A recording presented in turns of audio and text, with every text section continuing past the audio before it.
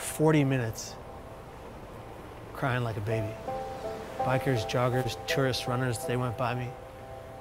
Police officers searching for suicidal people went by me twice. I'm standing at the ledge, leaning over the rail with tears flowing down to the waters. And I thought to myself, absolutely nobody cares. And then the voice in my head said, jump now, and I did. And the millisecond that my hands cleared the rail and my legs flew over it was an instant regret. The depression was wiped from my mind, and all I wanted to do was live, and I thought it's too late. Kevin Hines was 19 when he jumped off the Golden Gate Bridge.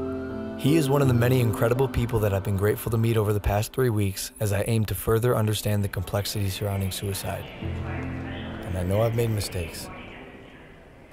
I know I've let people down. But what happens when you're given an opportunity to help make a difference in the world? The backlash against the social media star. Very popular guy called Logan Paul is in some hot water. He's a complete and utter insensitive idiot. Taking a break from daily vlogging. Even he says his latest content was his biggest mistake. I want to apologize to the victim and his family. It's time to learn from the past as they get better and grow as a human being. I'm here to have a hard conversation so that those who are suffering can have easier ones. So I've never been so humbled in my life by a single event. Were you kind of shocked by it? I was shocked to discover just how big this is. You've never known anybody that killed themselves? No one. And that was part of the problem. It's just my ignorance on the subject. But in Ohio, where you come from, it's the second leading cause of death. And I know while I'm not able to solve the problem by myself, I want to be a part of the solution. And that solution began across the country in New York City.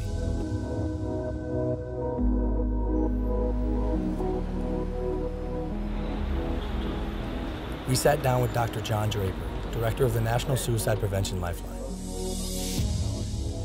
We have to change the conversation publicly from just focusing on suicide and how something bad is happening and say, well, what do we do about it? Help people understand that the first thing they need to do is reach out and talk to somebody when they're feeling in despair. Because you're not alone with it anymore. They've done studies with people who are experiencing any kind of pain, including hanging off a cliff. You can hold on a lot longer if somebody is right there with you.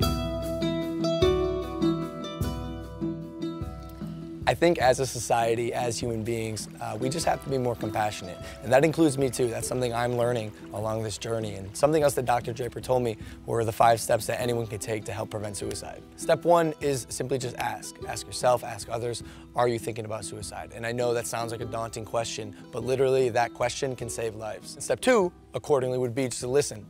Be present. Don't make any judgments. And then step 3 would be there for them, even after you've already asked, because dependability is key. Step 4 is then help them connect, whether it's with a friend, a family member, a local suicide hotline, therapist, but help them reach out to someone so they don't have to deal with this alone. Lastly, step 5 is just check in on them, show them that you care. Call them up, say, hey, I want to make sure you're okay. Can I check in with you over the next few days?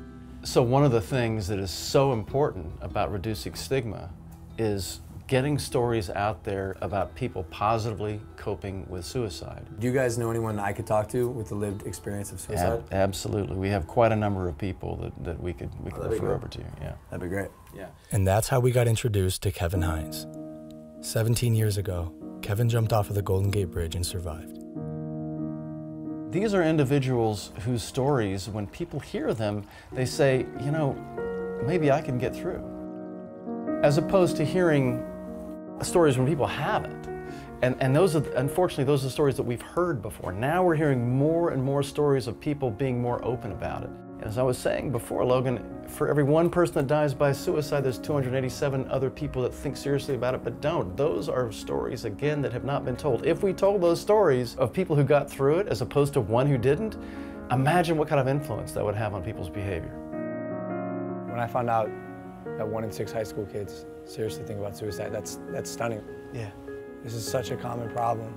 Logan, all I wanted was for one person to look me in my eyes and say, hey kid, are you okay? I am so grateful to be alive. And I'm grateful today for every millisecond I get to breathe. Because it was almost all ripped from me by me. What's one thing you would have said to your younger self to the Kevin who was 19, sitting on the bus, if you were next to you, and instead of the guy who pointed and laughed, what would you say? I would just put my hand on the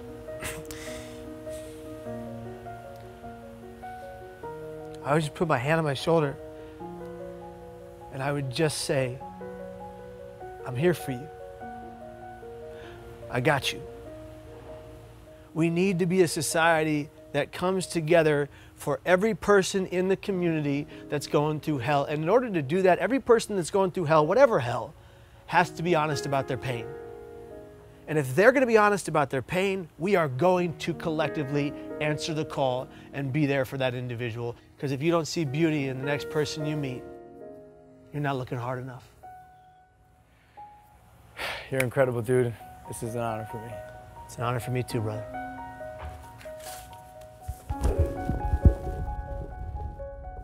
From this point on, I want to make an effort to contribute and immerse myself in the conversation, so I'm pledging to donate $1 million to various suicide prevention organizations, with the first $250,000 going immediately to the National Suicide Prevention Lifeline so they can increase their capacity to help those in need. For anyone watching, I want you to know you are not alone, and most of the time, crisis passes. So if you or anyone you know feels alone or trapped, I encourage anyone to call or even text the suicide or crisis hotline. Both of those numbers are below, and although this is a tough conversation, it's important because things can and will get better. It's time to start a new chapter in my life as I continue to educate both myself and others on suicide. I'm humbled and thankful to say, this is just the beginning.